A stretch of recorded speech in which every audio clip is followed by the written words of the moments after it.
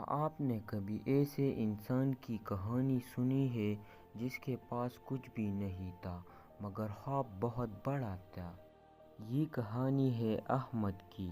وہ چھوٹا سا گاؤں میں احمد نام کا ایک غریب لڑکا رہتا تھا۔ اس کے والد بیمار تھے اور گھر کے سارے ذمہ داری احمد کے کندھوں پر تھے۔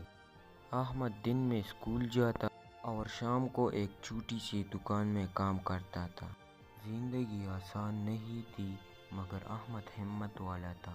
لوگ اس کا مذاق اڑاتا تھا، کہتے تھے تم کچھ نہیں بن سکتے، لیکن احمد نے کبھی ہمت نہیں ہاری۔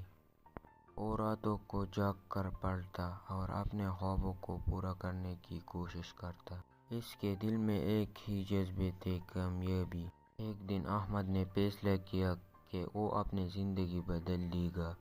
اس نے دن رات محنت کی اور پڑھائی میں سب کو پیچھے چھوڑ دیا۔ کچھ سال بعد وہی احمد ایک بڑا افسر بن گیا اور وہی لوگ جو اس پر ہنستے آج اس پر فخر کرتا تھا۔